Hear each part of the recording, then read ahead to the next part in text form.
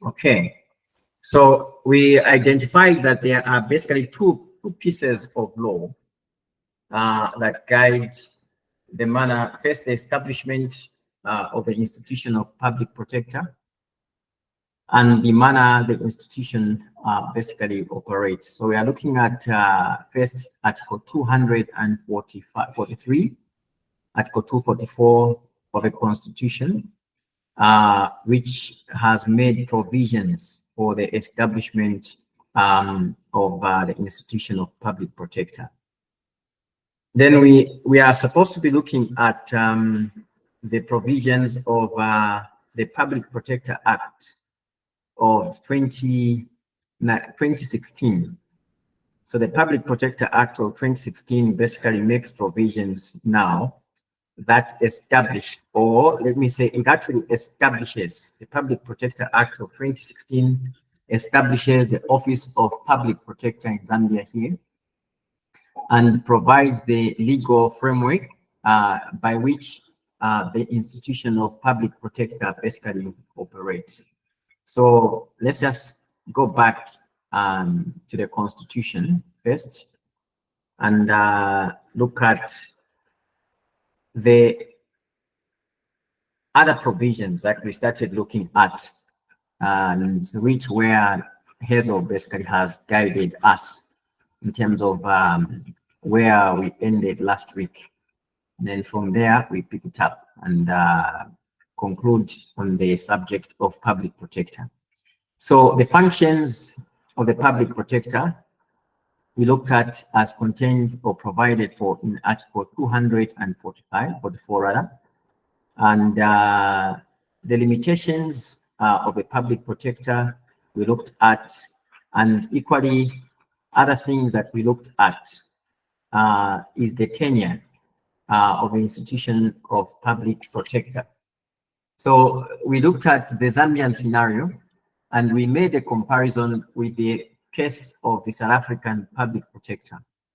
And what we basically said is that in Zambia here, it's a very good thing, of course, that our constitution has provided for the establishment of this institution of public protector. However, we say that there are somehow some gaps in the law or some provisions in the law that work as impediments. They work as impediments with regards to how effective this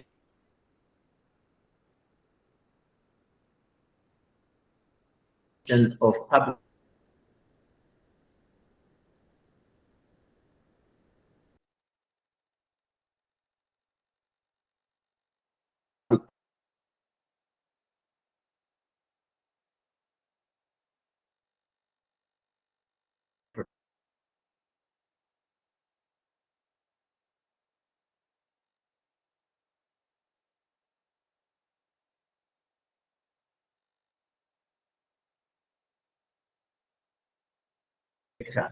is supposed, because of worked adversely in terms of because of the fact that it is a permanent and pensionable job.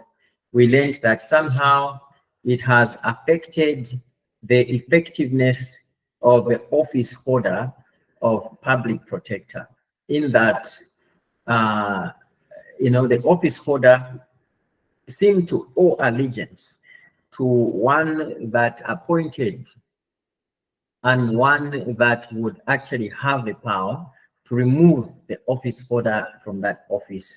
In the same manner, of course, judges are removed from office via the Judicial Complaints Commission. However, we learned that just the fact that it is a permanent and pensionable job means that I would want to keep on my job, onto my job. I would like to secure my job and ensure that I reach retirement age of 55 and retire, or I go up to the age of 60, after which then I retire by mandate of law.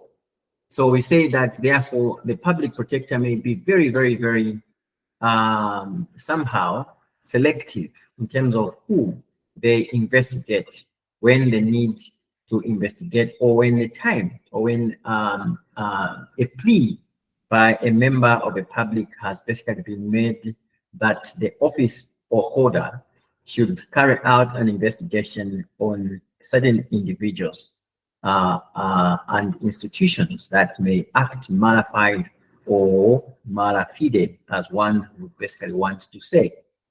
So because of that, we say that they somehow, there is some compromise in the effectiveness of this institution. We compared it to the case of South Africa, where we learned that in South Africa, the office is appointed for a period of 7 years, and that period is a non-renewable period of 7 years. So that once you are appointed as public protector in South Africa, you can't at all renew the appointment. So that you have this period of 7 years in which to discharge.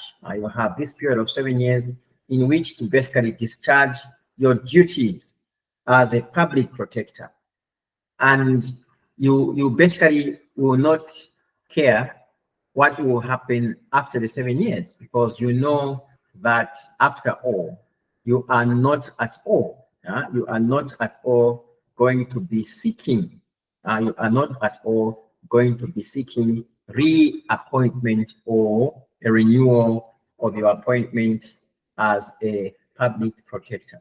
So we think that the South African case, therefore, is a far much better case when it comes to, among other things, of course, securing the independence of the institutional office holder of public protector, in comparison, of course, to systems as we have in Zambia here. That is about the weakness. That is about the weakness of the institution of public protector in Zambia here. However, I want us now to zero in on the provisions in terms of the power to investigate, the power to investigate mala fide or mala fide conduct that the office of public protector basically has. So let me just go to the Act of Parliament. Let me just bring up the Act of Parliament on the screen, the Public Protector Act. Just bear with me 1 minute.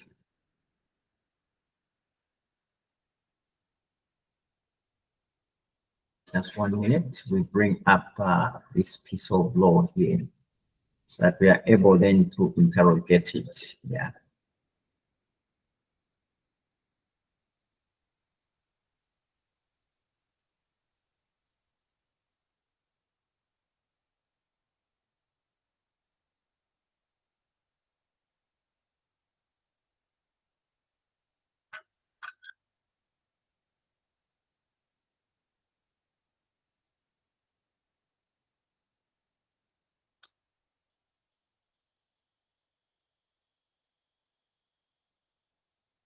Okay, so that is CAP number 423, Act number 15 of 2016. So let's just look at the provisions of that. Okay, Office of Public Protector. So we shall look at two parts. Part number 2 and part number 3. These are the main parts. These are the main parts that are going to guide our discussion on the issue of the Office of Public Protector. But as I always like to do, I always encourage students that when you are looking at an Act of Parliament, do not go straight into looking at the substantive provisions of the Act. First, read the preamble to the Act. You first need to read the preamble to the Act. The preamble to the Act will guide you into knowing what the Act is really all about and what the objectives of the Act actually are. After that, then you can start looking through the provisions of the Act of Parliament. So very, very important as lawyers, basically, as we begin our journey to becoming lawyers, practitioners of law, or not necessarily practitioners of law, but as we begin our journey in the legal profession, we need to know how to read statutes. And we don't read statutes by going straight to the substantive provisions of the Act. You read an Act by first reading what the objectives of the Act of Parliament actually are. And the objectives of the Act of Parliament are contained in the preamble. It is here, members, where we have highlighted, where we shall basically get to know what the Act of Parliament that we are looking at is all about. So when we look at this, it is basically telling us, what this Act of Parliament is actually all about. Let me just let you read that quickly, and then we shall proceed on.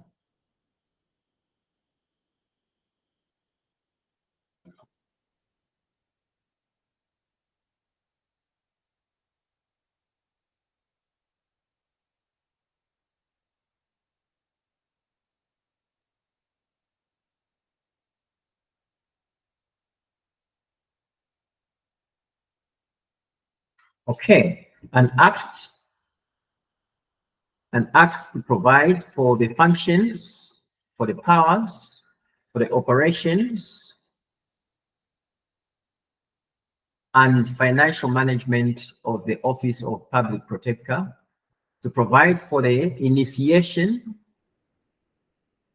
and investigation of complaints, repeal and replace the Commission for Investigations Act 1991, and to provide for matters connected with or incidental to the foregoing.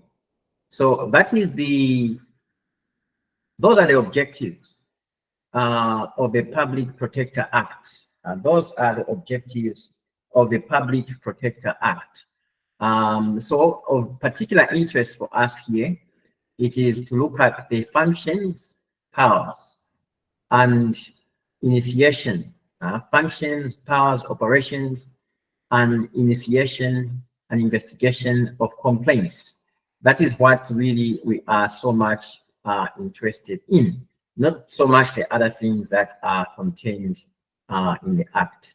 So if we are looking at this, then we need to know which parts we are basically looking at. So we have identified that we are looking at parts number 2 and 3.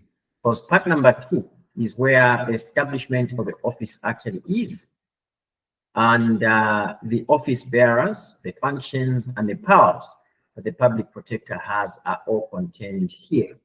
Then in terms of the process of initiating investigations, that is provided for in part number 3. So as we look at this, our main interest is to look at the process that is taken to initiate investigations by the Public Protector, meaning who can bring a request before the Office of Public Protector that an investigation basically be made into the malified conduct or maladministration in these institutions, public administrative institutions, and who may not really be subject of investigations by the Office of Public Protector. In terms of who may not be subject of investigations, we shall look at the Constitution as well of Zambia, just to see how that certain individuals, in Zambia here, to a very large extent, have been insulated in terms of investigations by the Office of Public Protector, a thing really that may not be good at all, especially if we are looking at the institution of public protector being effective, in carrying out its functions of curbing or nipping in the bud malafide conduct in the public administrative functions within a country. So we shall look at some of those lapses. We shall look at some of those lapses in the law with regard to how the institution of public protector may basically carry out investigations and what some of the weaknesses basically might be in the course of carrying out those investigations. So let's look at section number 4, which is first about establishing the Office of Public Protector. So we have already read the preamble to the Act. We have done this part already. Section 1, interpretation of terms. So section 1, section 2 simply is telling us about interpretation of terms that are contained in the statute. Each statute has to have an interpretation section, of course, so that it is known the meaning of the words that are in the Act of Parliament is supposed to be clearly interpreted so that there is no doubt at all as to what exactly it may mean. Okay. So let's look at let us just look at the provisions in section number 4. Yeah. Let's look at the provisions in section 4. Yeah. So section 4. Okay, but before we look at that, let's look at this here as well, guiding principles. This will help us.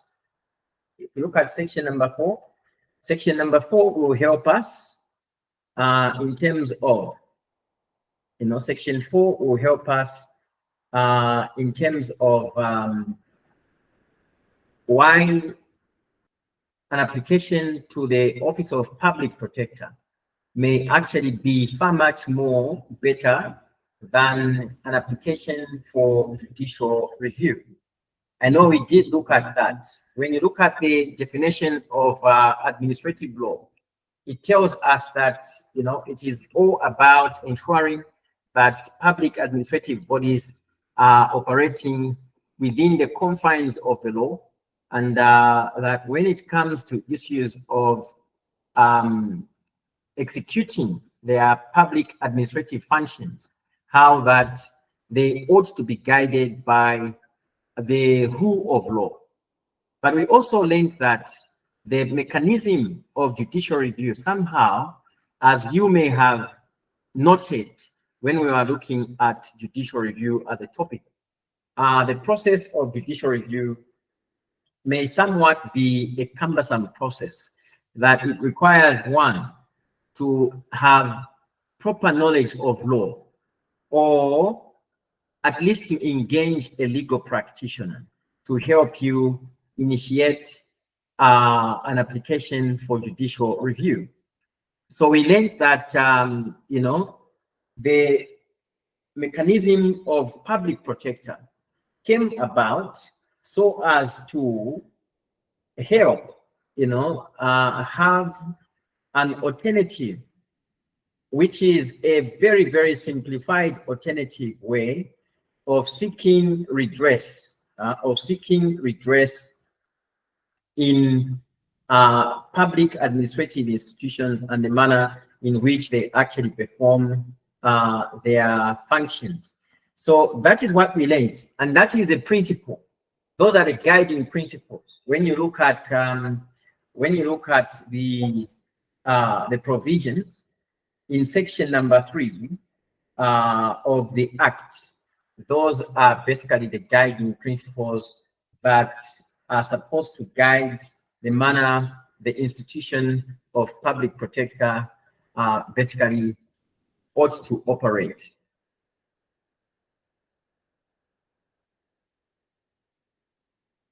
So what we are basically going to be looking at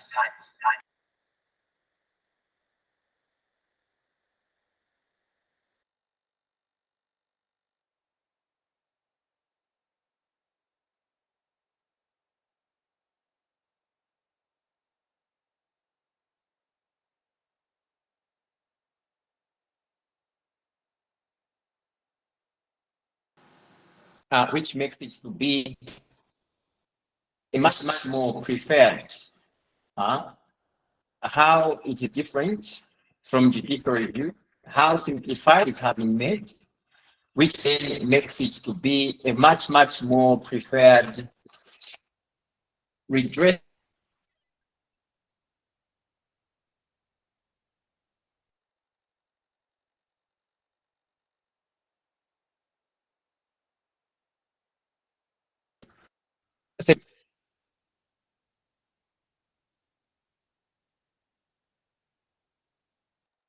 So section 3 says guiding principles. That is a side note or the marginal note. The marginal note of section 3 talks about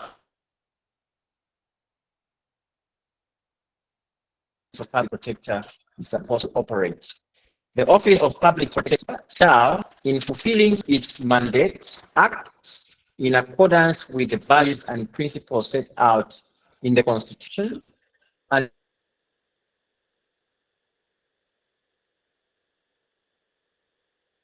shall be guided in the Constitution, talking about independence.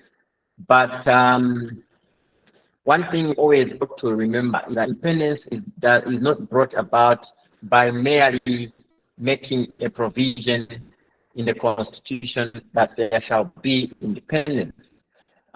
Independence is brought about by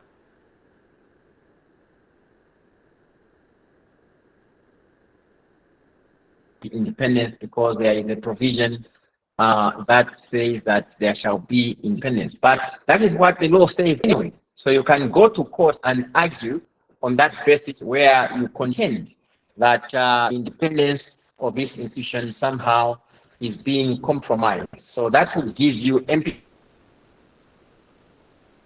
integrity. In the same manner, if you recall, when we looked at the Judicial Code of Conduct Act, section number 3 of that act makes provisions for equally the guiding principles by which members of the judicature must act. Among them, it was talking about independence, integrity, and impartiality. Now you shall see that there is not any difference at all when you are dealing with the office protector being treated in exactly the same manner as the judiciary.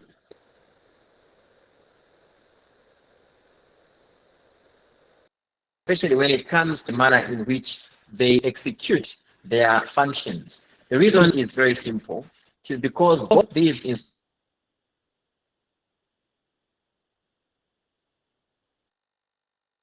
institutions are mechanism, not system. They are there as a redress mechanism over complaints that individuals might have against those with power in terms of the running of the affairs of the state or of the country. So that is why they are being treated in the same manner. They are both manned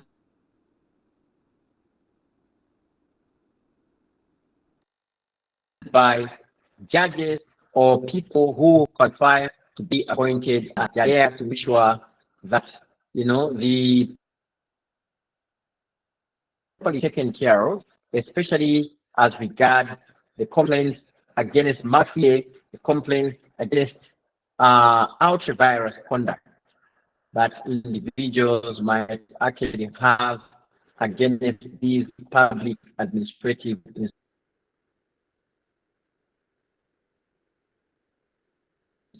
So in the course of executing those functions, it becomes imperative that these bodies are in fact independent. It becomes imperative these bodies are or outside there. So that is paragraph is talking about integrity, meaning, of course, as the case is with the office of a judge, the bearer of the office of public protector equally ought to be one of high integrity in society. Because as we are saying, these are people who are, umpires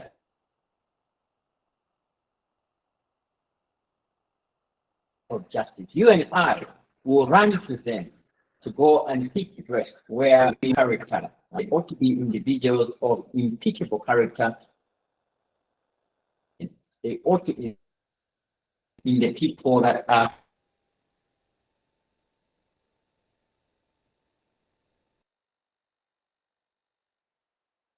and seek justice from them. There are then the aspects of accessibility. Now,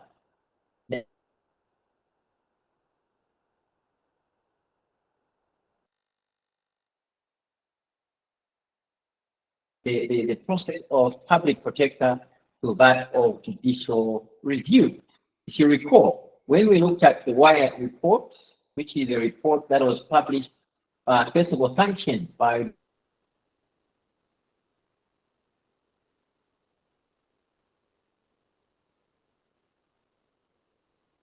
a public protector, the reasons why the British government opted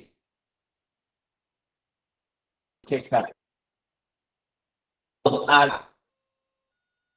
the Wire report, the fact that the existing redress mechanisms at the time were insufficient and somewhat frustrating in that they never really dealt with issues that and also what made it especially difficult was the fact that the process of seeking redress by the then existing redress mechanism by way of judicial review were quite cumbersome. And because of that fact, you find that they brought about a lot of resentment. So you know that there is a problem that is going on at the place of work, but instead of bringing out those issues to the superiors at the place of work, you choose to keep quiet because you are looking at how cumbersome the process may actually be. But besides the aspect of cumbersomeness, also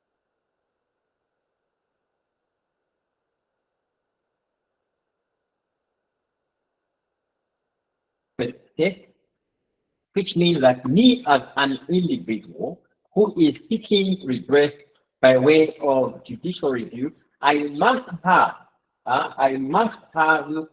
sufficient interest in a matter, meaning I as an individual, I must somehow prove how I as an individual was affected by a decision that was made. So if it is a general thing, I may not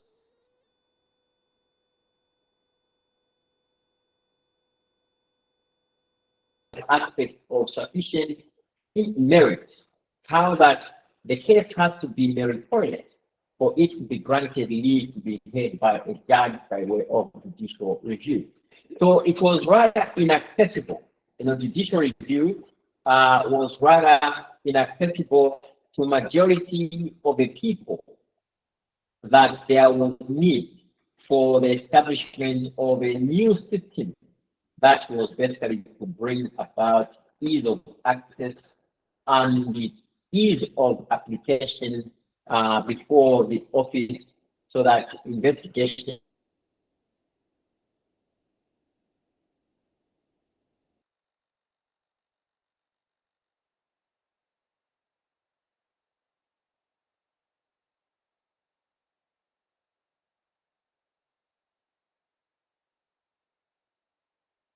kind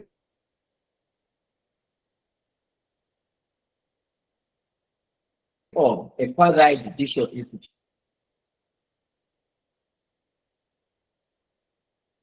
institution, and therefore impartiality in the same manner as with judging. Impartiality becomes so now there is so if you remember Article 200 and Article 200 Article 200 and Article 243 says in clause 1 says there shall be and section 4 says there is. So we think that the Constitution makes provision for the establishment of something, may not necessarily establish itself, but shall make provisions for the establishment of something. And then the law, which it delegates the establishment of that something, which is acts of parliament, shall say there is established, because now there is express provision to establish what the Constitution provided for establishment. So section 4, subsection 1, say there is established the office of the public protector, which shall be headed by the public protector as provided under the Constitution. Clause subsection 2 says the office of the public protector consists of deputy public protectors, the registrar, chief administrator, and other officers and staff appointed pursuant to section 7, 8, 9, and 10, respectively. Let's proceed on. Okay, so these are basically the other office bearers or office holders. Then, how does body operate? How does this body operate? So we are told that the seal of the office of the public protector shall be such device as may be determined by the public protector. The affixing of the seal shall be authenticated by the public protector. Okay, let us look at here now. So what I wanted us to look at, or what I wanted us to establish, is whether the office of public protector is a body corporate. Whether the office of public protector is a body corporate. So we see that it is not a body corporate, and therefore it does not operate in isolation as an independent and autonomous body. What it means, therefore, is that you cannot sue the public protector. If you are to sue the public protector, you have to sue the public protector through the Attorney General's office. It's a different body in comparison to other statutory bodies like councils, local authorities. When you look at Section 6 of the Local Government Act, Section 6 of the Local Government Act basically establishes local authorities as corporate bodies. What it means is that those entities are not an extension, though they are administrative agencies of the executive wing of the government, they are not nonetheless an extension of the executive wing of the government. They exist as semi-autonomous bodies. And I use the word semi because they are not fully autonomous. They are creatures of statute falling rather under the executive wing of the government. But in terms of their creation,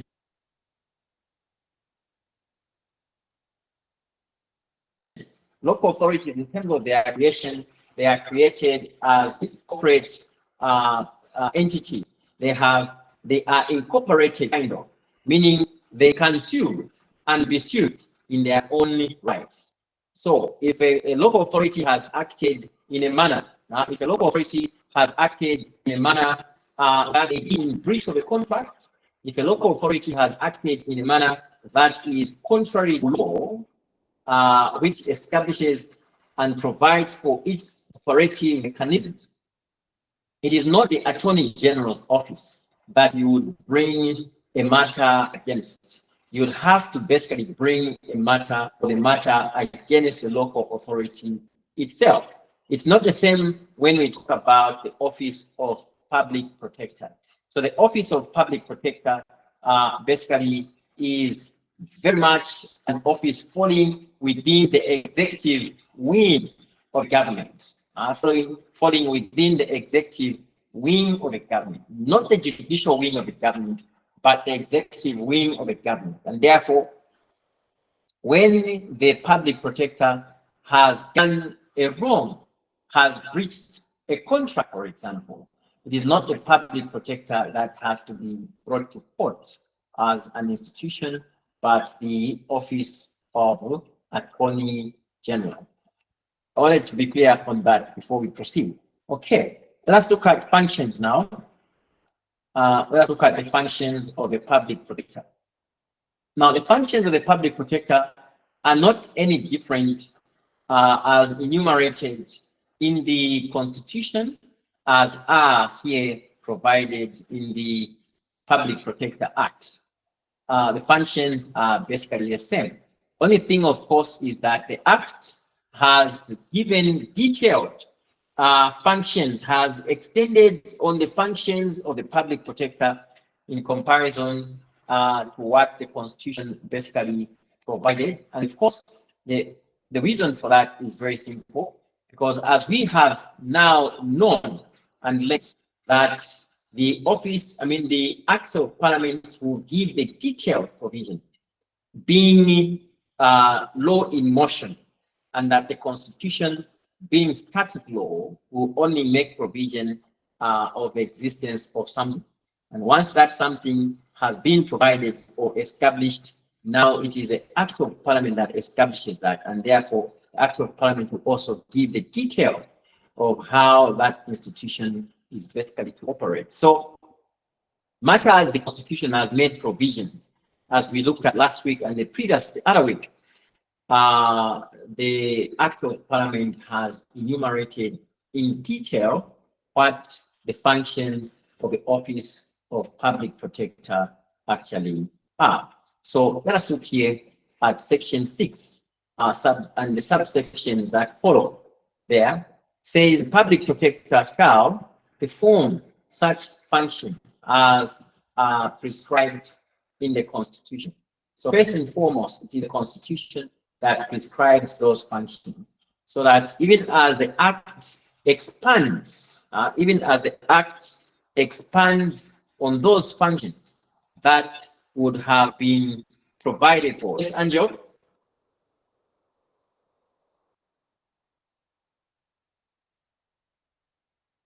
Yes, good morning. Angel, how are you? I'm okay. I think I've missed the document which you are talking about, or where you are reading from. Is it the Act of Parliament of Zambia or the Public Protector Act?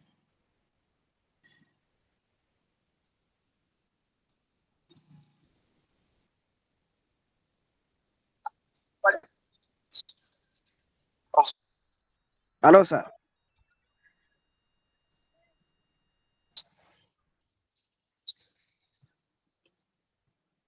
I'm actually looking at the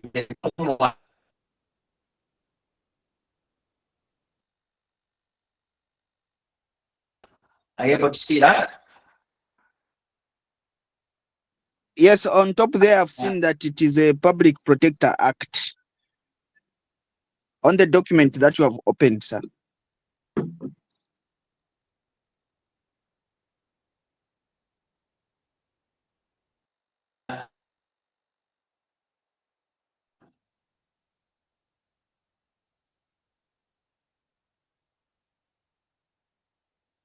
Hello.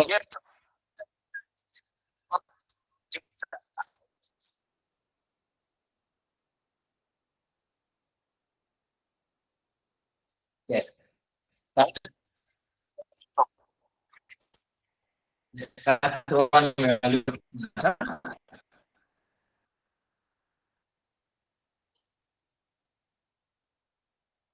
Hello, Angel, that is the one we are looking at, huh?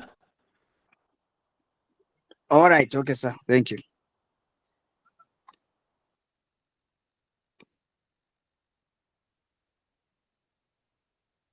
Hello, Angel, are you able to hear me?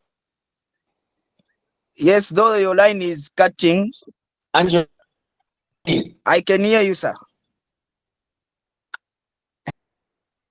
remember that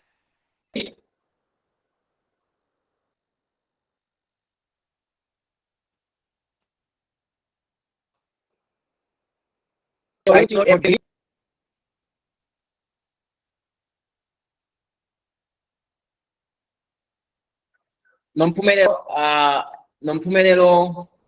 Richard, Your and line is cutting, but I can hear you.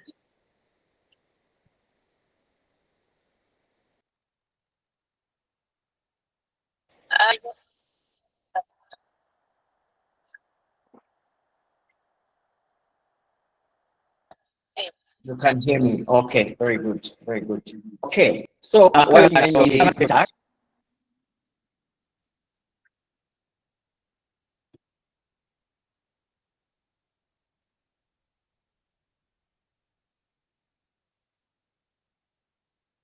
okay, very good, very good.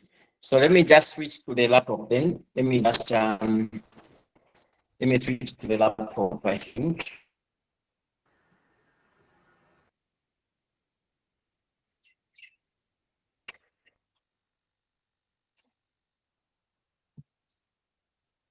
Okay. So I have just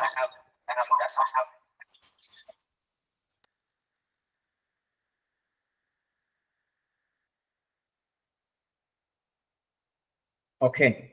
I have just switched on to the laptop. I was using my phone earlier. Yeah. So the law that we are looking at, Angel, is the Public Protector Act. So what we have on the screen there, Section 6. That is Section 6 of the Public Protector Act. So Section 6 basically is telling us about the functions of the Office of the Public Protector. And it is telling us that these functions are as prescribed. We are being told that these functions are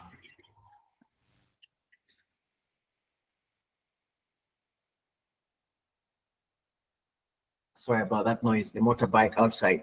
So we are being told that these functions are as prescribed by or in the Constitution. Now, what we are being told in subsection 2 is that section 1 is general, hence the term, despite the generality of subsection 1. So now section 2 wants to itemize what we refer to as enumerate each individual function that the Office of Public Protector basically has. Now, there are certain keywords in this Act of Parliament with regard to the functions of the Public Protector. There are certain keywords that I would like us to focus our attention on, which words basically may equally hinder the effectiveness of an institution of public protector in the execution of its functions of seeking or of curbing maladministration or malafide in the manner public administrative institutions actually perform their function. So when you look at subsection 2, say the generality, despite the generality of subsection 1, the functions of the public protector are to A, consider the administrative action. Now listen to this, very, very, very important. Very, very important. Consider the administrative actions, practices, and procedures of state institutions and make recommendations to the state institutions. That is the number one thing. So we are looking at administrative functions. Now, if you recall, when we are looking at the Constitution guided us that the functions of the public protector is to investigate administrative functions. And we learned that because of that, therefore, you can't have legislative functions, neither can you have judicial functions being subjects of investigations by the Office of Public Protector. The reason for that is very simple.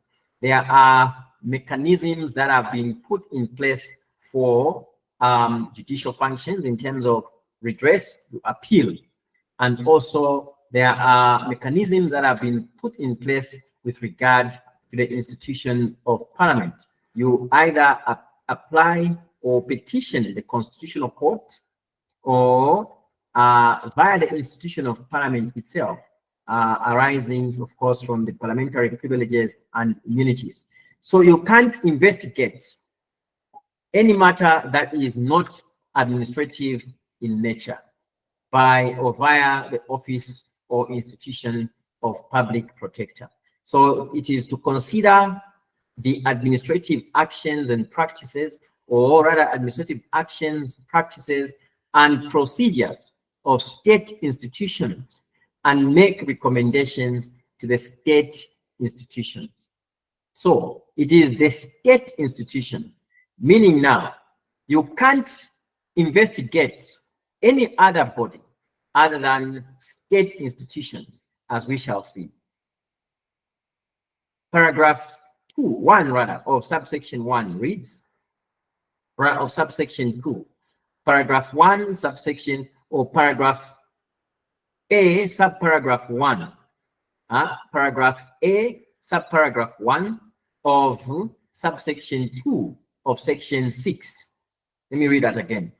Subparagraph 1 of paragraph A of subsection 2 of section 6 reads, on appropriate ways of addressing the effects of inappropriate administrative actions, advising, consider the administrative actions, practices, and procedures of state institutions and make recommendations to the state institution or state institutions. 1, on appropriate ways of addressing the effects of inappropriate administrative actions, and 2, for the improvement of the practices and procedures in that state institution.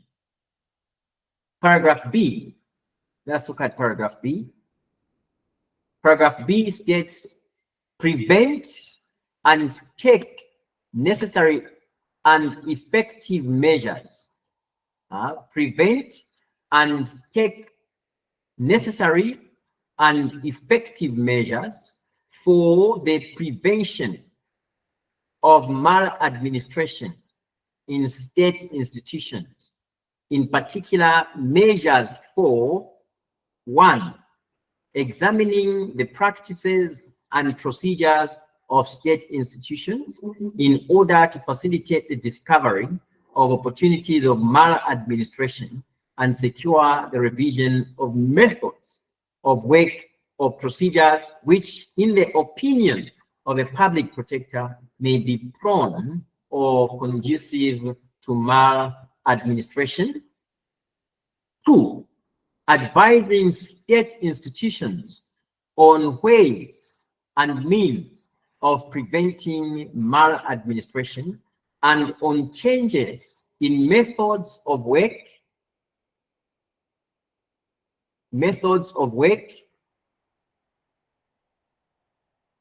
or procedures which, in the opinion of a public protector, may be prone or conducive to maladministration.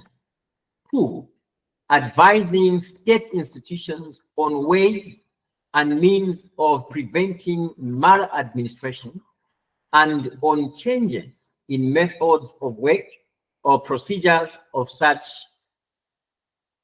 state institutions compatible with the effective performance of their duties, which the public protector considers necessary to reduce the likelihood of occurrence of maladministration. Now, it is a whole lot.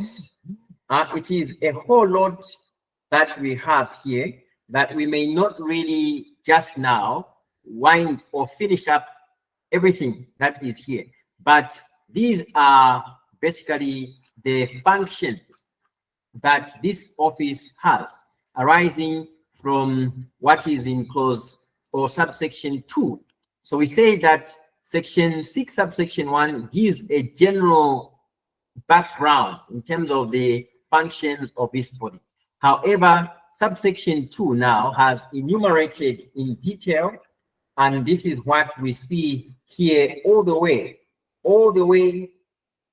up to subsection 3, all the way up to subsection 3.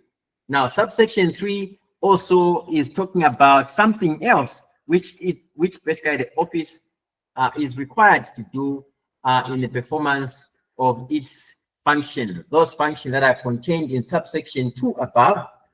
As it does that, it is supposed to also bring about what is provided for in subsection 3. So these are basically just the functions all the way. Now, I don't want to dwell so much into the functions because it is simply to tell us, what the Office of Public Protector basically does. What perhaps is of importance to us is how it actually does what it has been established to do, which is now provided for in the second part,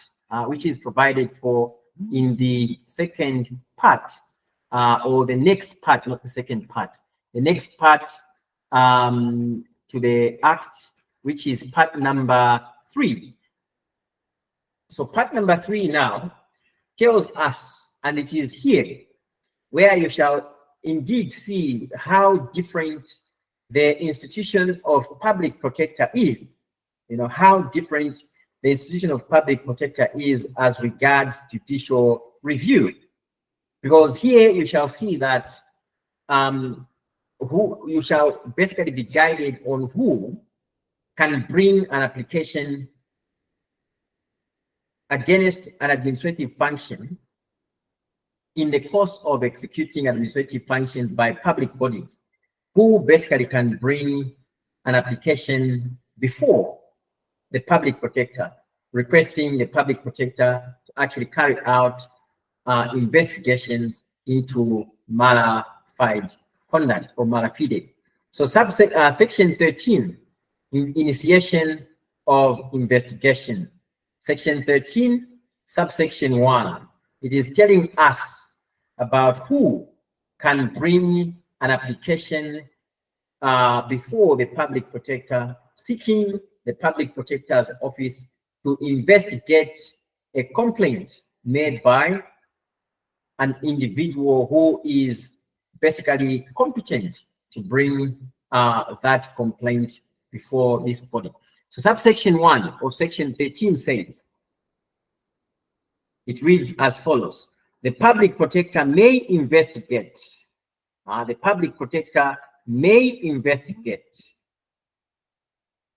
an allegation of maladministration on the public protector's own initiative. Now, this is very, very interesting. And it is something that you do not see by way of judicial review. That is why the Office of Public Protector somehow is a very, very powerful weapon of ensuring good governance in the governance of a country.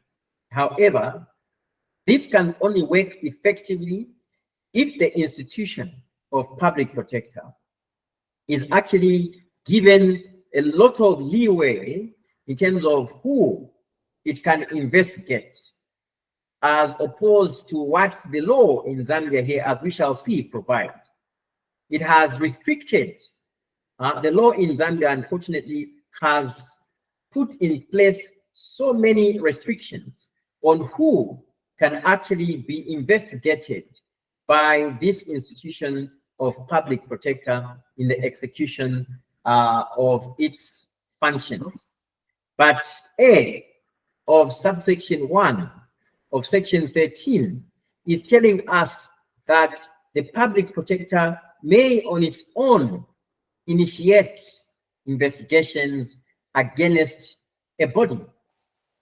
So where, for example, therefore, for example, in any office bearer of that office or the deputies, come across information about the manner in which an institution is performing its functions, which may bring about malafide or maladministration, the public protector, as opposed to judicial review, need not wait to be moved.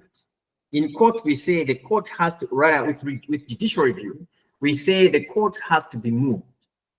The court cannot move itself to start trying a matter or to start investigating a matter.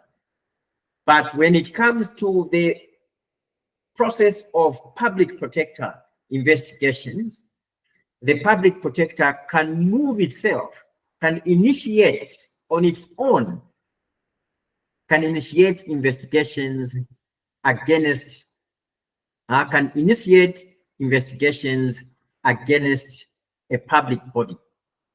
That is just how the institution of public protector works, and how basically it would be considered to be far much more effective when you compare with the office of, or with the mechanism of judicial review. So paragraph B says on receipt of a complaint made by, now look at who, by way of public protector, look at who can actually seek the indulgence of a public protector to have a matter investigated, and compare also with judicial review. It says a complainant acting in the complainant's own interest. 2, an association acting in the interest of its members. 3, a person acting on behalf of a complainant. 4, a person acting on behalf and in the interest of a group or class of persons. Or 5, look at that, an anonymous person. You can't be an anonymous person if you are bringing an application for judicial review. You cannot be an anonymous person at all.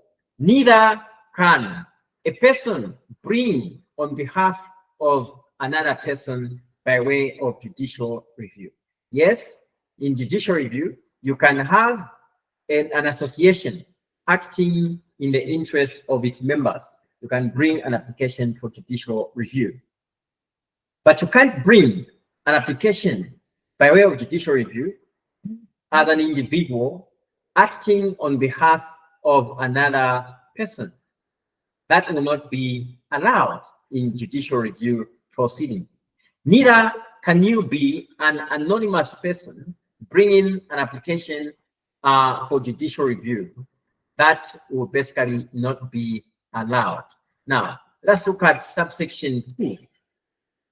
Let us look at subsection 2 of section 13. So subsection 2, subsection 2 reads as follows. Okay, subsection 2 basically reads as follows. Despite subsection 1, the public protector may investigate an instance or matter where the public protector has reason to suspect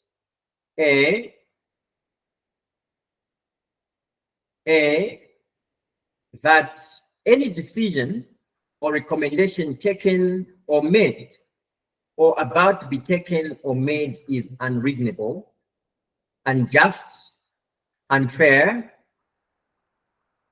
irregular, unlawful, or discriminatory, or is based on a practice which may be deemed to be as such.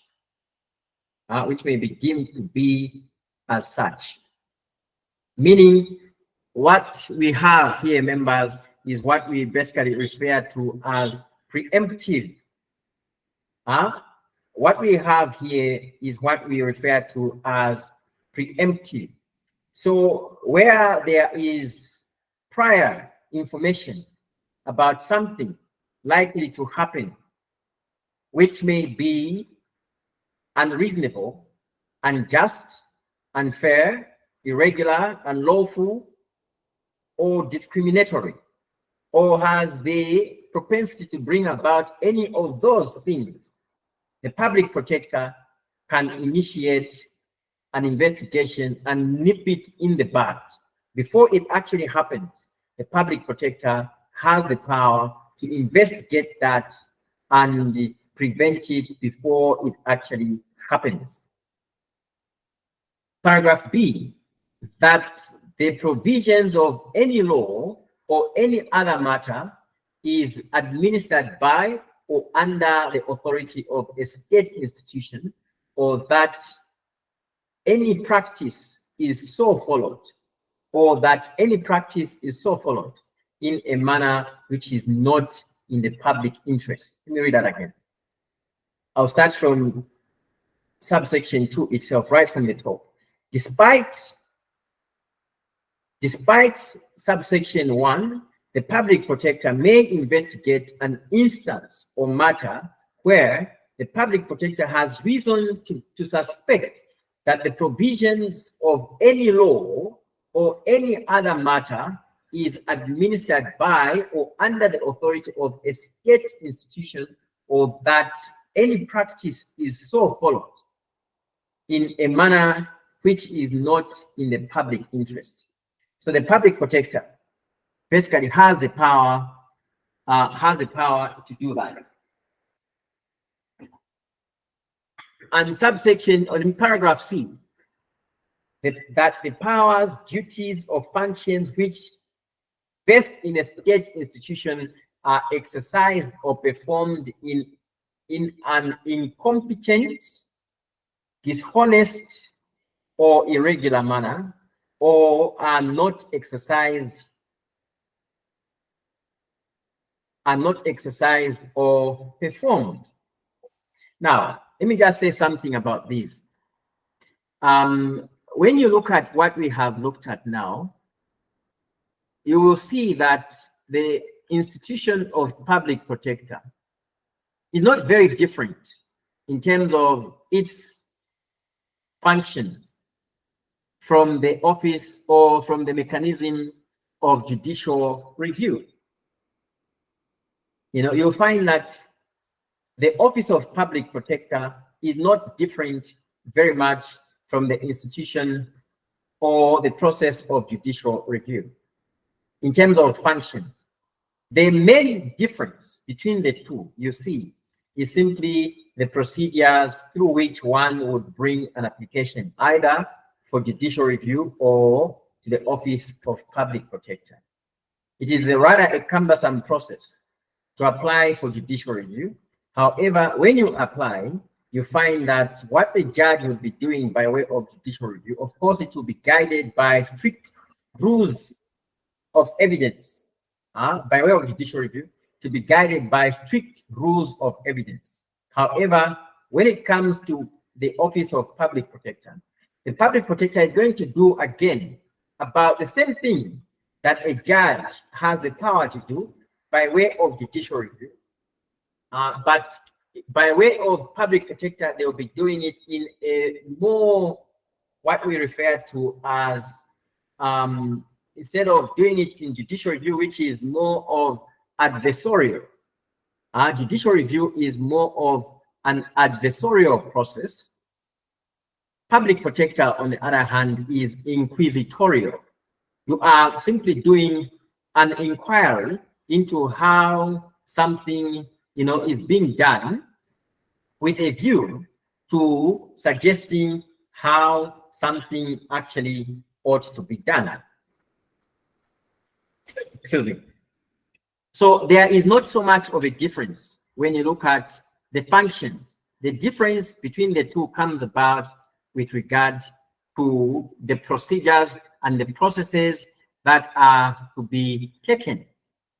So section 13, there enumerates the manner investigations are basically to be carried out.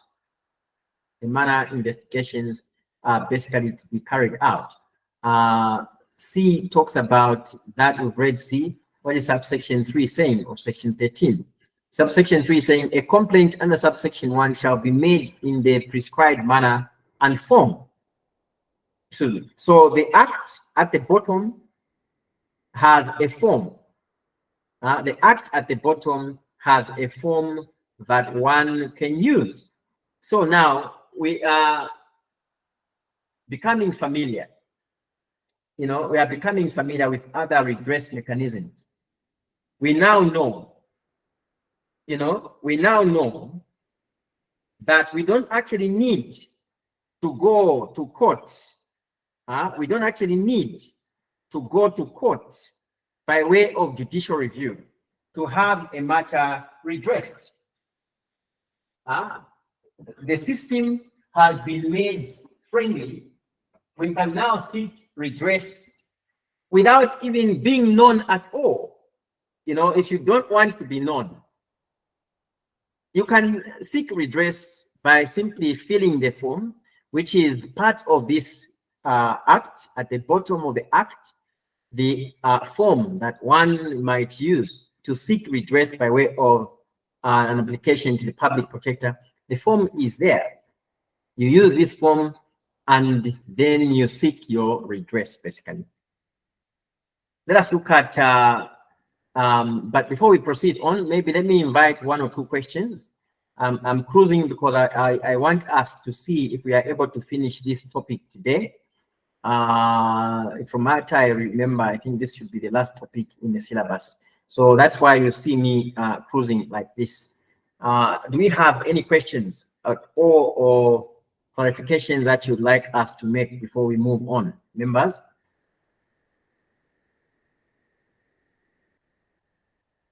I don't want a question at all.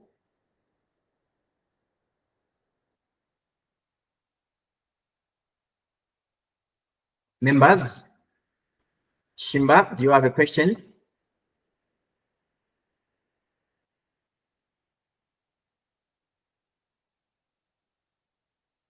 Nicolette, do you have any questions? Okay. No, sir. No questions from Nicolette. Okay, Angel, you've got your hand up. You can come in, Angel. Yes, I think I missed your point on the functions of the Office of the Public Protector. There is somewhere where it says it makes recommendations. So when a complaint is made to the Public Protector and it is not, maybe let me say, within the jurisdiction of the Public Protector, can the Public Protector recommend for a judicial review of the matter? Yes, indeed. In fact, we shall come to that. Let's look at that. Let's look at that. In fact, let us look at that.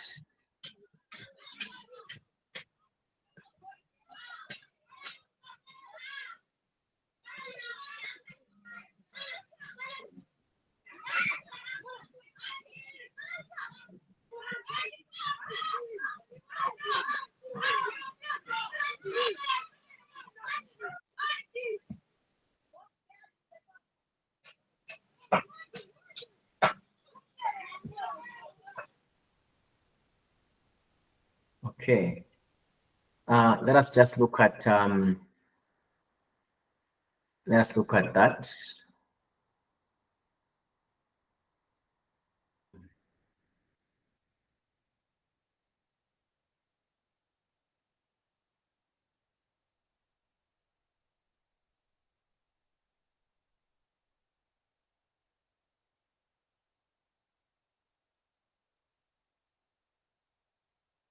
There's a provision where the public protector basically is required to refer a matter to the appropriate body where it cannot investigate a matter.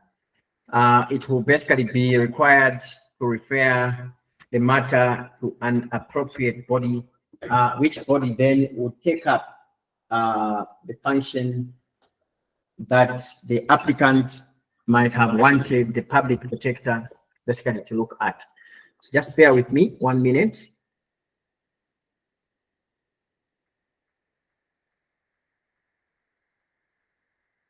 Okay, so when you look at Angel, when you look at section 17, when you look at section 17 of the Act, you can see that.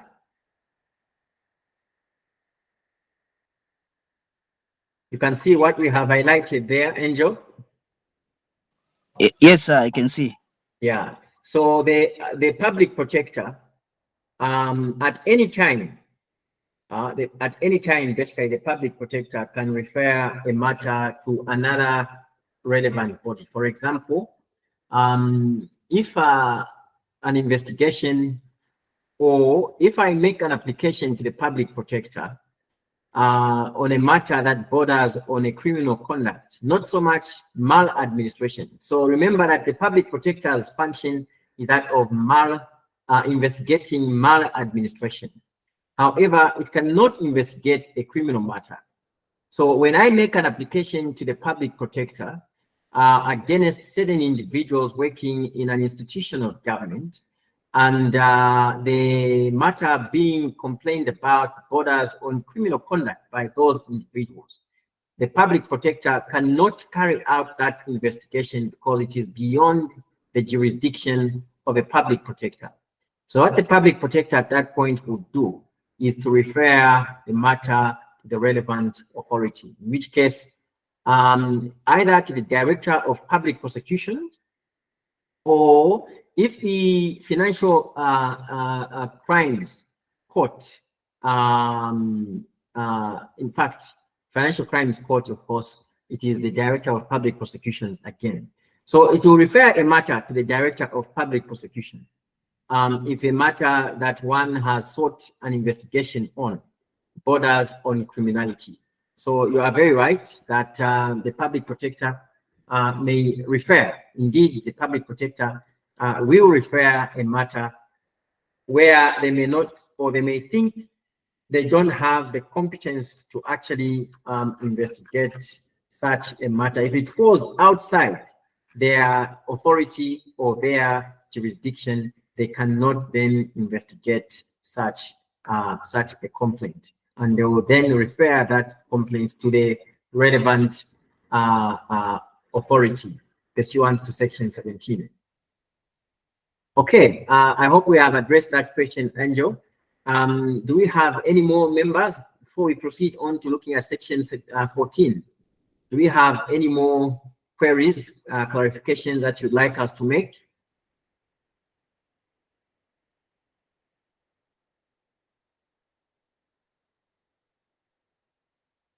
Members, do we have any more questions that you'd like us to make before we proceed on, or you'd like us to deal with rather queries? Lexina, do we have any?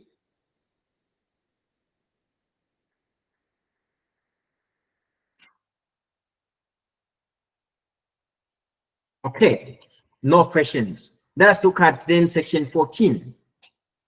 Section 14 talks about consideration of complaint. Section 14 is talking about consideration of complaint.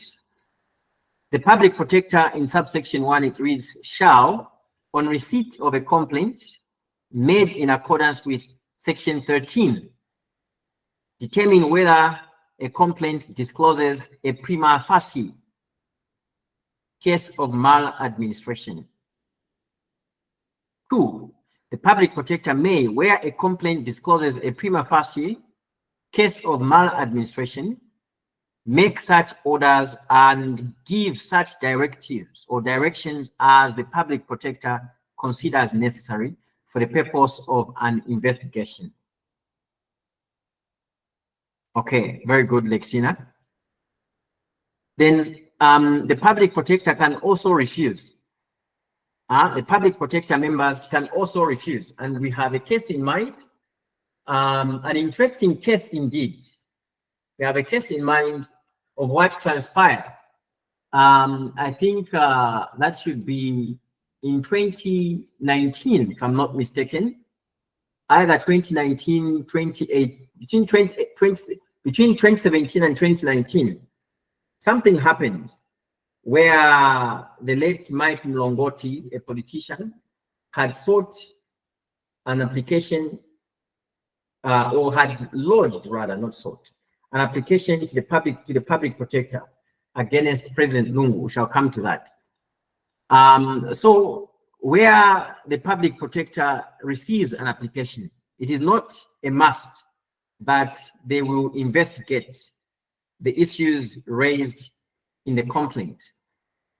The public protector can exercise some level of discretion in either investigating or refusing to investigate a complaint that will have been leveled against a body.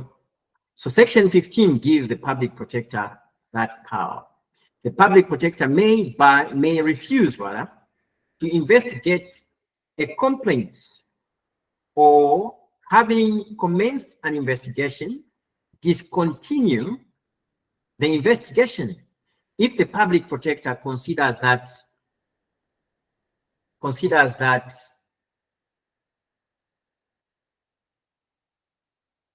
the complaint is trivial. B, the complaint is frivolous, vexatious, or not made in good faith. C,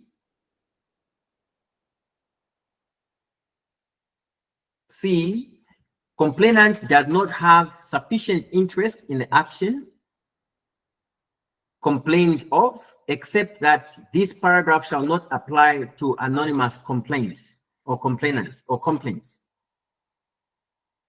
D, complainant has a right of appeal. Now, again, it comes back before we went to Section 17. This also is one answer to the question that Angel had asked earlier about whether the public protector may refer a matter elsewhere. So D talks about complainant has a right of appeal, review, or remedy that has not been exhausted. Or E, conduct or involvement to which the complaint relates is or has been the subject of an investigation or other action by any other appropriate authority under any other written law. So when you look at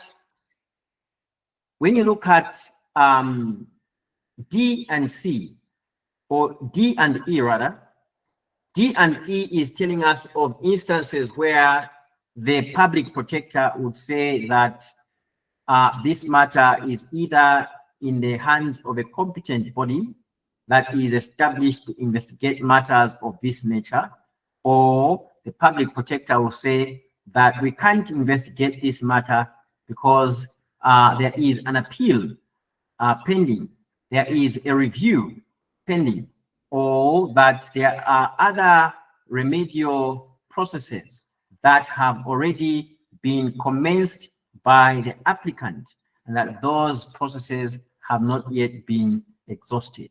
And because they have not yet been exhausted, the public protector would direct that those other methods or remedial processes that have been commenced be exhausted. After being exhausted, if you're still not satisfied, then you can go back to the Office of Public Protector. So members, that is how this institution of public protector basically works. Let us proceed on. The public protector shall not investigate a complaint unless the complaint is made within a period of 1 year from the date on which the complainant exhausts the complainant's rights under paragraph D of subsection 1. So paragraph D is talking about an appeal, a review, or other remedies exhausted. So paragraph D is to be read together with subsection 2. The public protector shall not investigate a complaint unless the complaint is made within a period of 1 year from the date on which the complainant exhausts the complaint's rights under paragraph D. Says within 1 year, within within a period of 1 year from the date on which the complainant exhausts. Within 1 year from which, so you have to have at least a year passing before you can seek the indulgence of the public protector. If you had a matter under D here, if you had a matter under D, if you had an appeal, if you had a judicial review application, or if you had perhaps a tribunal matter, and then you think the public protector perhaps may do a thorough investigation on this, you'll be required that first a year must pass. A year must pass. A year first must pass. After a year, then you can bring an application for for investigations by the Office of Public Protector. Okay, so that is subsection 2.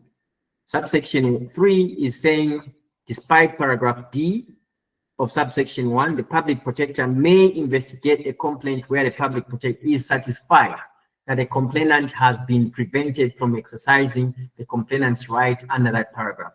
Now, I don't know. Let me ask members to intervene on this. Let's see if we understand what subsection 3 is talking about, read together with D. So D is preventing someone from applying. The public protector is going to reject an application made by a complainant. If the complainant has a right of appeal, the complainant has a right of review or remedy that has not been exhausted. So we are being told that the public protector may reject, but we are again taught in subsection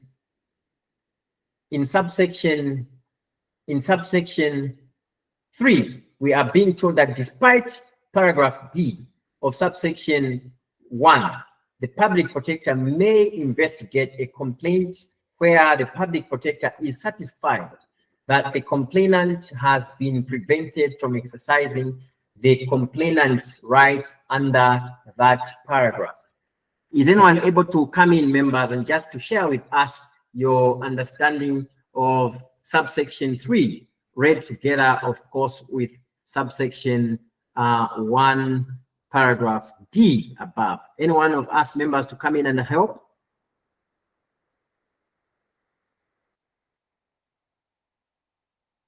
Members, is anyone able to come in and help on that?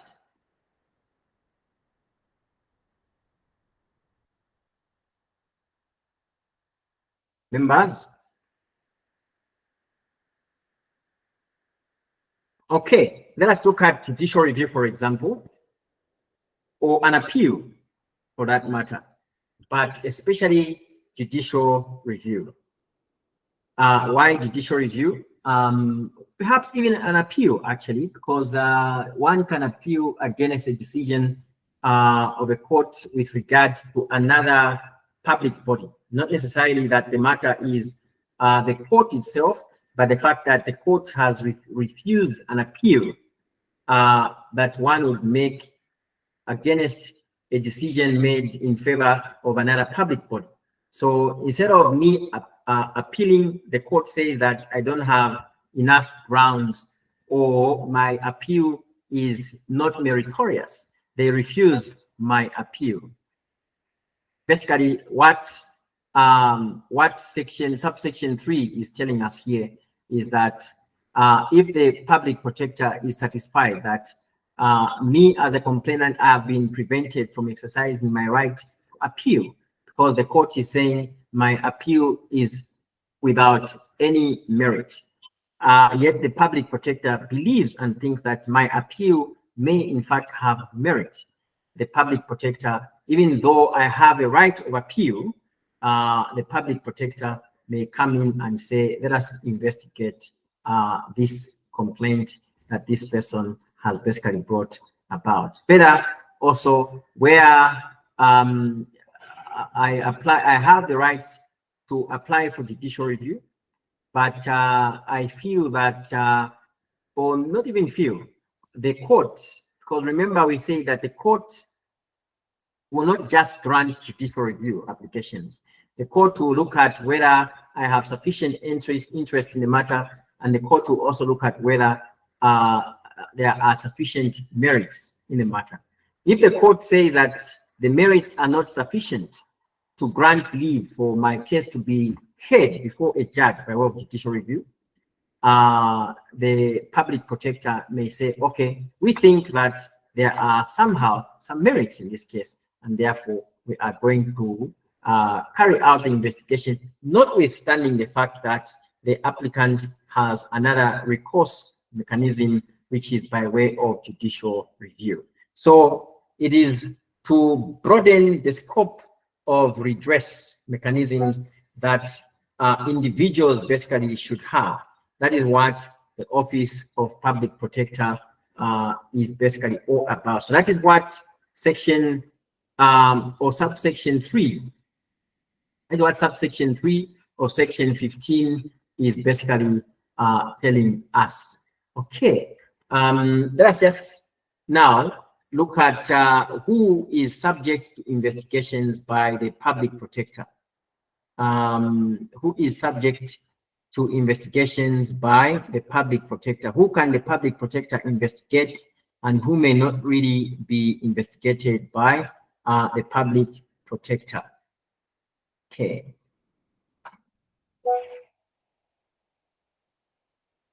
So just bear with me 1 minute. Let us find that.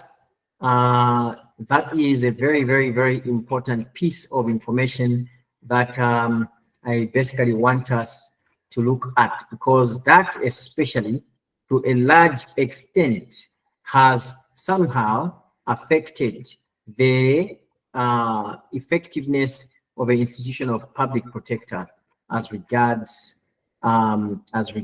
basically this institution, you know, as regards this institution, you know, performing its functions to the expectations of the people, to the expectation of the people. We say that it is a very, very powerful institution, but its power is entirely determined also by who is subject to it with regard to investigations.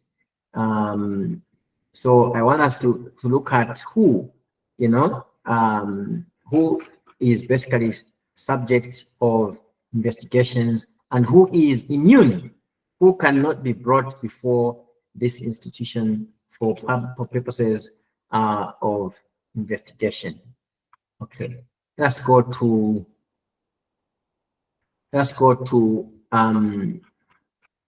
interpretations. Let's go to interpretations. Let's go to interpretation. Let us go to section 2. Let's go to section 2, and under section 2, I want us to look at, because this is what the law is telling us, that the public protector investigates those in public or in state institutions. So we want to look at what is a state institution. So let's look at this part here first. Let's look at that part there first. So it says maladministration means an action taken or omitted to be taken, or a decision made or omitted to be made by a state institution in the performance of an administrative function, which is unfair, unreasonable, illegal, or not compliant with the rules of natural justice.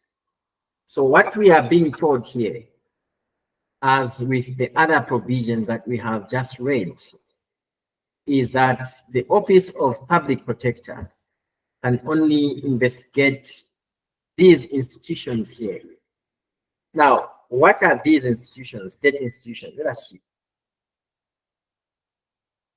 Let's see what state institutions are. These are state institutions members. A state institution has the meaning assigned to it in the Constitution. So what is the Constitution telling us? Let's look at what the provisions of a constitution are with regard to state institutions, and how that you will find a good majority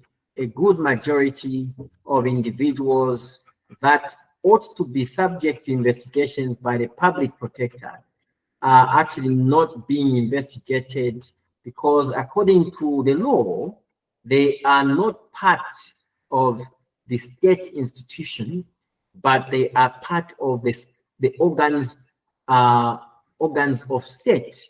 And you cannot, as a public protector, you cannot investigate those who occupy office within the organs of the state. Let's look at state institutions and state organs. Let's look at state institutions and state organs, and then we shall go back to one point that I have just remembered I started earlier talking about, but I did not finish it when I was talking about between 2017 and 2019. So I'd like us to just go back to that when we finish here, and then we end with our class. Let us look at state institutions, and then we shall also look at state. Sorry, sir. Just the statement that you said, state institutions and the state what? State organs. Can you please come again on that one? I think I missed the differences between the Yes, two. Angel, you can speak.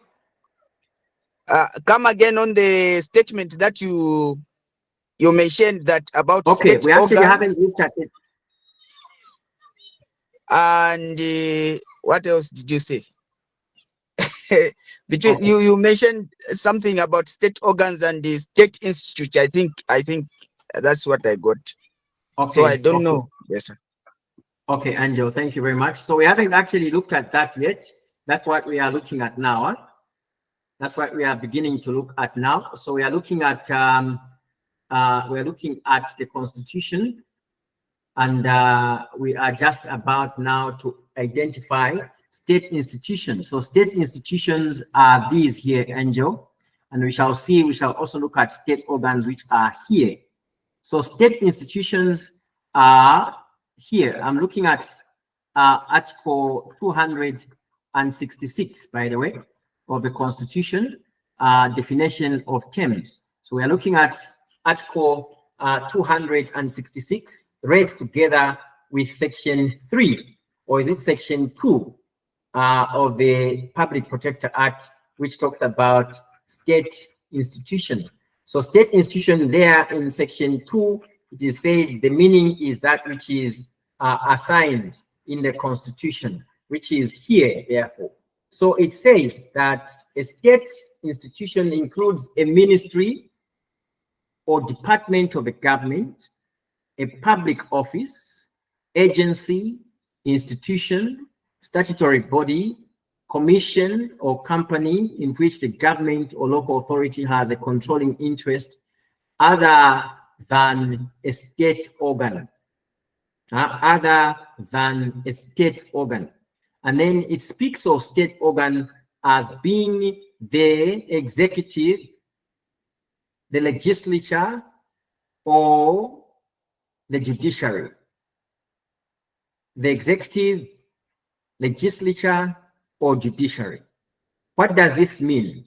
What this means is that members of the executive, members of the legislature, members of the judiciary cannot fall under state institution. Members of the executive, members of the legislature, and members of the judiciary cannot fall under state institution. These fall under state organ. And according to the provisions of the Public Protector Act, the jurisdiction that that body has is to investigate members of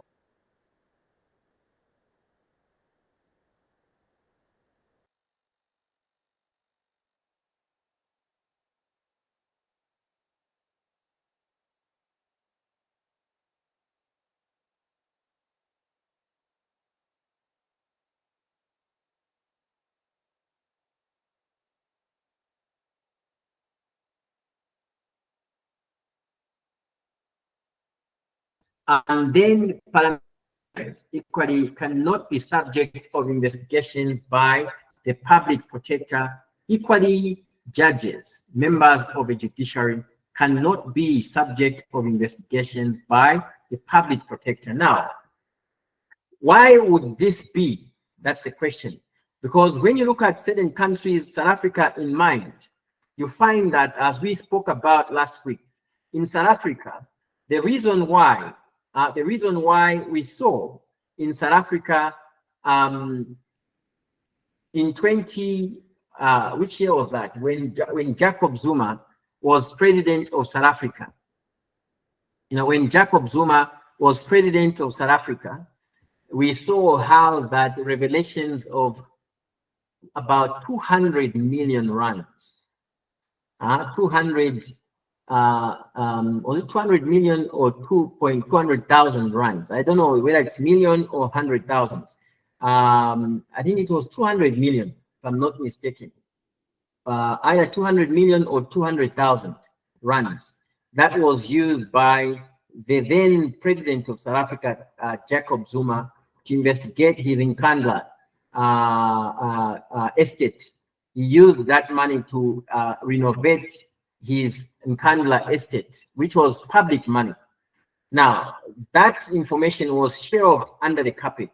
It had to take the investigator general, the public protector of South Africa, at her own initiation, by the way, to investigate that, and made a revelation that indeed such monies had been used for the benefit of an individual. It was after that that the matter went to the courts in South Africa, which led also to the downfall somehow of President Jacob Zuma of South Africa. Now, if that were in Zambia, it would not have been possible, because the president would have been insulated by the law, as we see here, where it is telling us about state institutions. And we are being taught that the executive wing of a government, together with its members, are basically not part of the state institutions. They are part of the state organs. And we are being told here that state institutions include a ministry or department of a government, a public office, agency, institution, statutory body, commission or company in which the government or local authority has a controlling interest other than a state organ. So all these are state institutions, but state organs then, we see state organs basically as has been provided here, which is the executive, the judiciary, and the legislature. So what it, like we have been saying, there are certain individuals or characteristics or persons in Zambia here who are immune. They are immune from investigations by the Office of Public Protector. What it basically means, therefore, is that even in terms of corruption, they can't be investigated by the public protector. Of course, one would say, but there is the Anti-Corruption Commission, but we also know what has been transpiring with the Anti-Corruption Commission. One would say there is a Director of Public Prosecutions, but we also know how things have been working with the Director of Public Prosecutions is under the control, more or less, control of the Ministry of Home Affairs, appointed by the President, and all those things. And, you know, the process of initiating investigations and taking a matter to court by way of trial via the Directorate of Public Prosecution or the National Prosecution Authority cannot be compared to that which is done by the public protector. Because the public protector can quietly initiate investigations and investigate and make their findings known at the end of the year to Parliament. And then from there, prosecutions then would ensue. That's what happened in South Africa. So arising from the provisions of who or what a state institution is. Mr. Mike Mulongoti in 20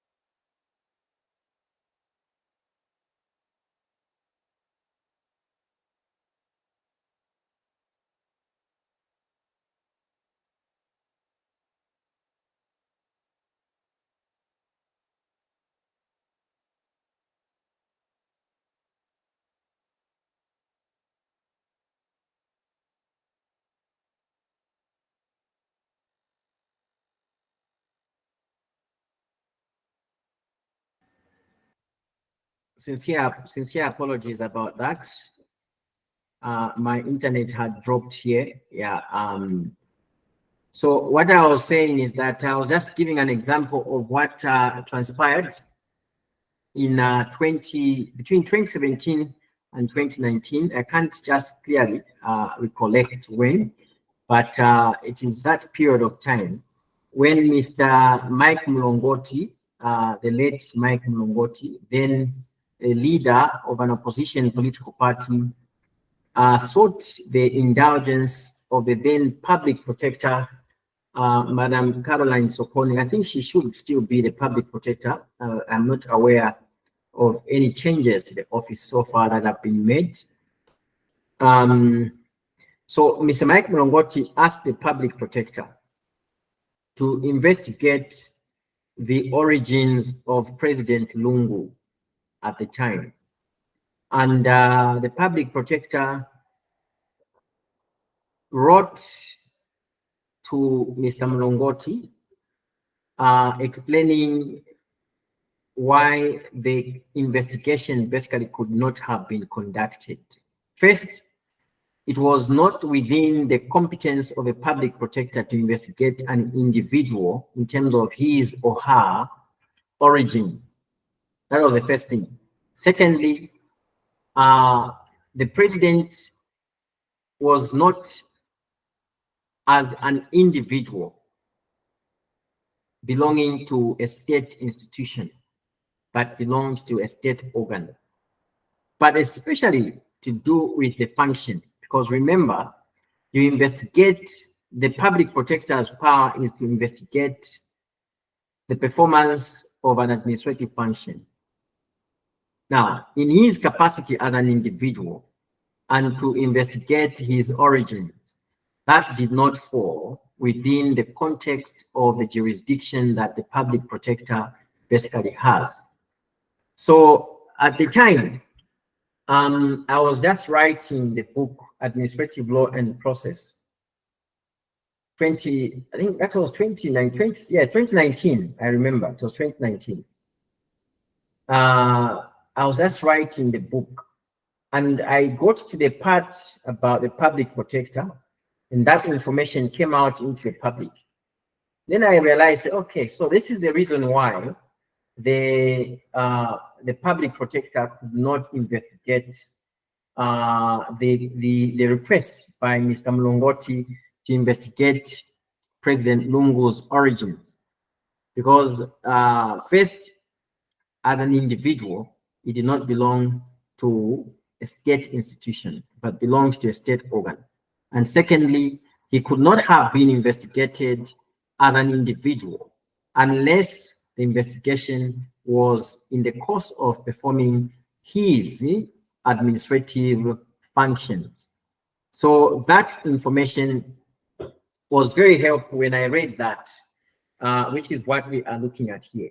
So there are gaps, therefore, we can say, in terms of effectiveness of the institution of public protector. There are gaps that are there, which unfortunately makes this institution a very powerful, otherwise, institution in terms of promotion of good governance, the rule of law, but nonetheless, a very weakened institution in that, first, the tenure of office of the office holder is not so much in a way that would promote effective delivery of functions by that office holder.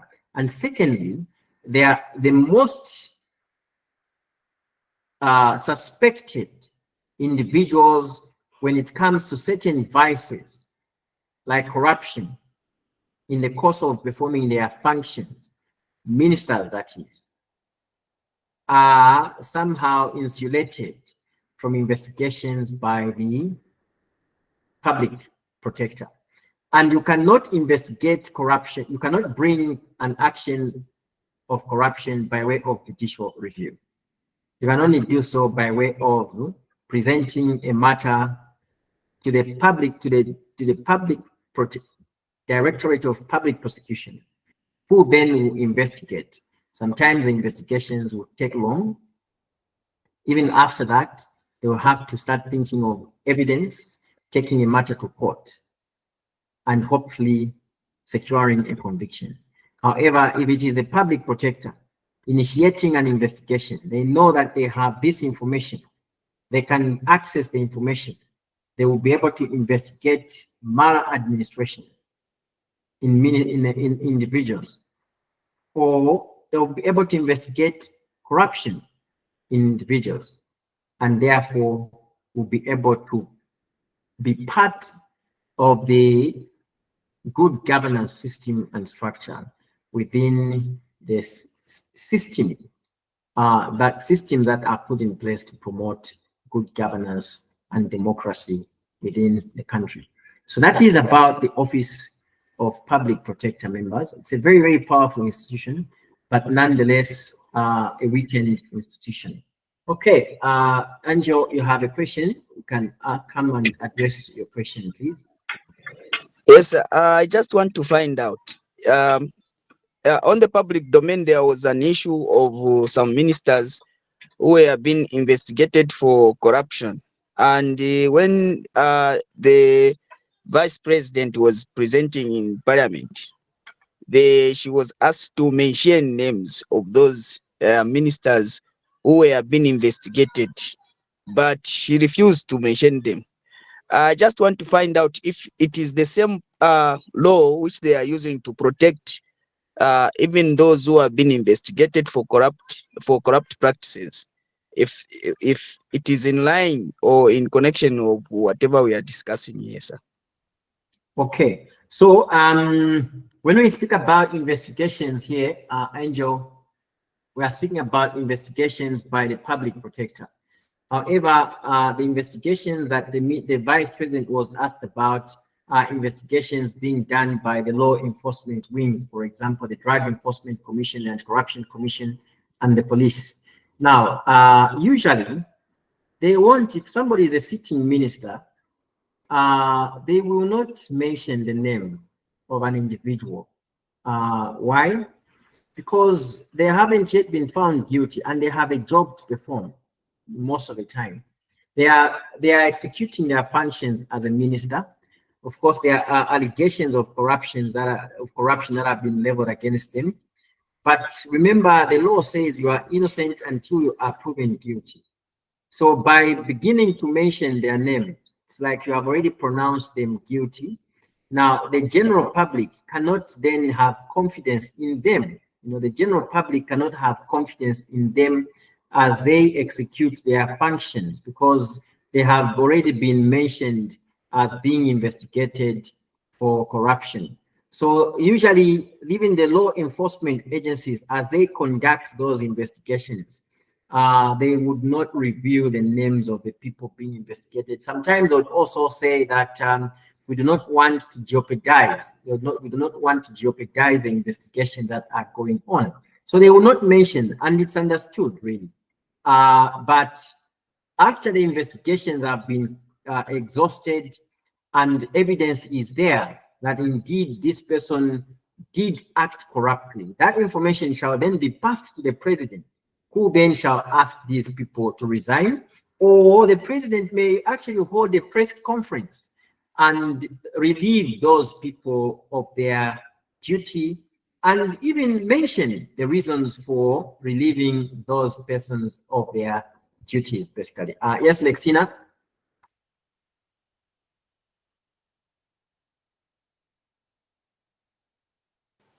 Okay, so my question is to see how we can then address the response you've just given.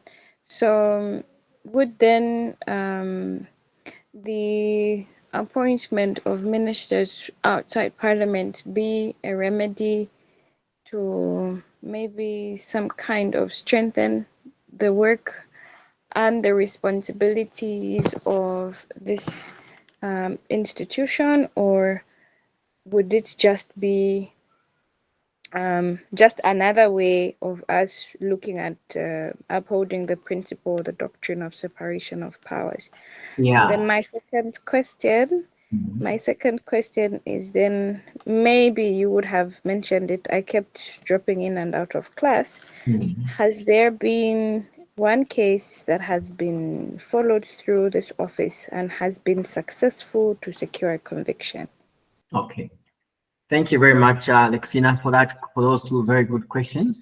To begin with, on the aspect of appointment of ministers from outside Parliament, it would not actually make any difference because they would still belong to the state organ and not state institution. They would still, ministers will be members of the executive, which is construed as a state organ under the constitution, and the public protector cannot investigate state organs and therefore individuals in those institutions which are state organs. So separation of powers, of course, would be enhanced, which would be a very good thing and something that we should always be looking forward to as a country that is looking at enhancing good governance and the promotion of democracy. Separation of powers, appointment of cabinet from outside the National Assembly would indeed be a brilliant thing. We'll then see people who are competently qualified, people who are professionals, people who are objective and are not politicians really, being given the positions of CEO of different ministries of government. And then they will be subject to scrutiny by the politicians in Parliament. So it would simply enhance the oversight functions of Parliament over the executive wing of the government. That is what it would do. But in terms of enhancing the effectiveness of the public protector in terms of who is subject to investigations by it may not really be so much a plus.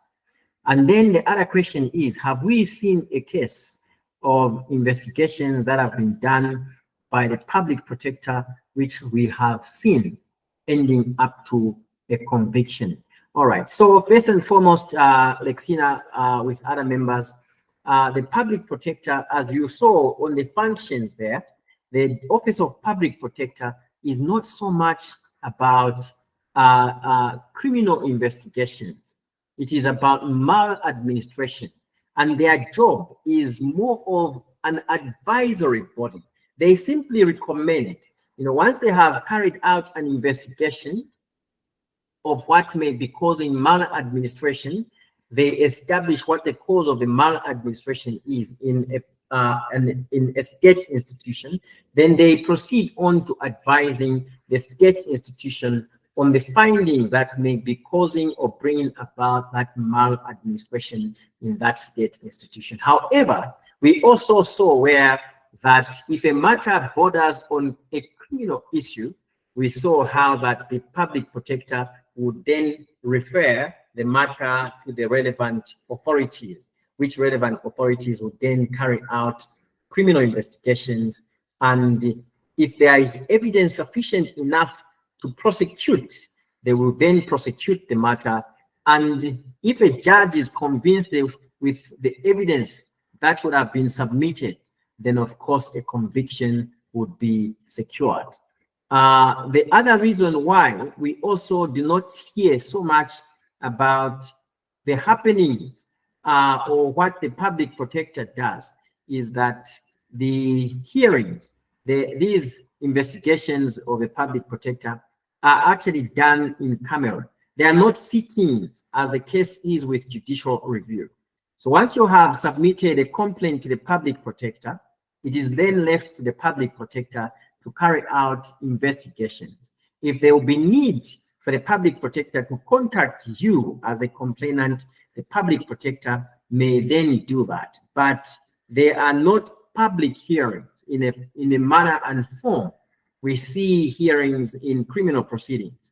No, these investigations are actually done in camera. Why? Because as we have said, it is not about punishment. It is about redressing a maladministration in these institutions. So you do not want to reveal, to bring it out into the open, whatever it is that may be happening. Whatever may be happening sometimes could simply be an institutional problem with regard perhaps to human resource, sometimes perhaps with the structures, the way the structures in an organization are, may simply need maybe to be restructured, to put them in place, in such a place that they are able to effectively, carry out the functions that they really ought to be performing as would have basically been established of them. So that is why we will probably not hear of any investigations and the outcome. However, if you go to Parliament, you will get all the information there, because the public protector at the end of each calendar year reports to Parliament, where they tell Parliament the number of investigations they carried out, who the complainants were, if they are not anonymous, and who the subjects of the complaints were, and the findings that were made by the public protector. They will always report that information at the end of every calendar year to Parliament, because the public protector is accountable to Parliament. Basically, every year they have to report. They have to report to Parliament. Let's just quickly wind up by looking at that provision in terms of the reporting mechanism of the Office of Public Protector. Let's just quickly do that, and then we come to a stop. We end our lecture. Let's go to reporting by the Public Protector. Let's just go quickly there and receive. Okay.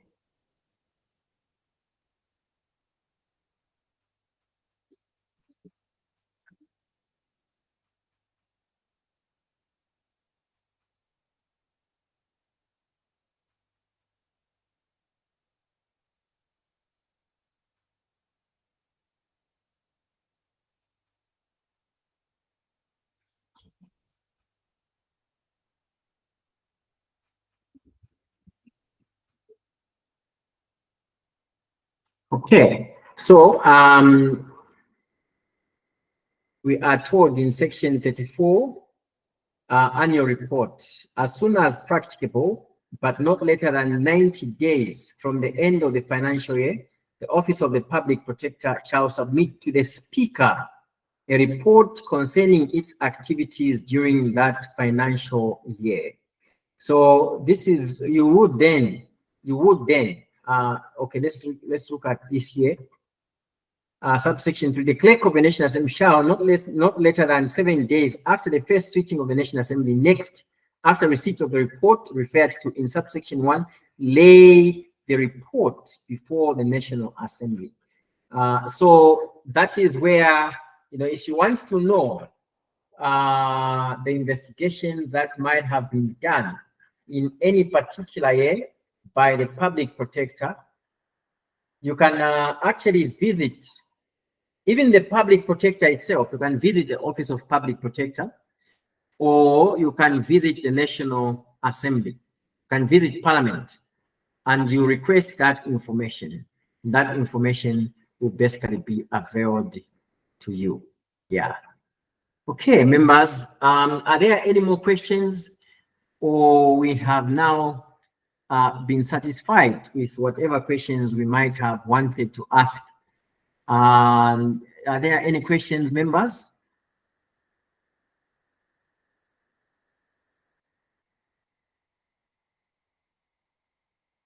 Okay, there appears to be no questions. So we have come to the end of the lecture, members, and according to the course outline, yes, Angel. Oh, Angel is saying no question there. According to the course outline, this should be the very last topic, and therefore the last lecture, unless otherwise.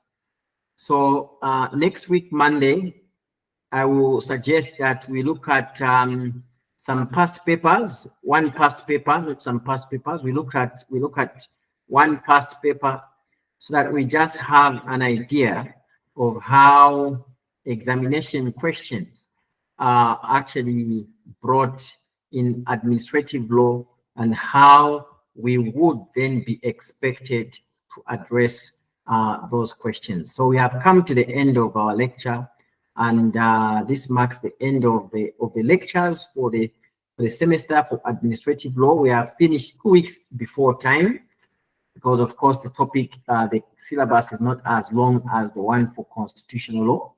So I'll see you on Monday at the same time, when we shall basically be looking at some past papers to have an idea on how questions are actually asked in exams. So we come to the end, members, and do have a lovely Monday afternoon and lovely week. Thank you, Angel. Thank you, sir. Thank you, Lexina.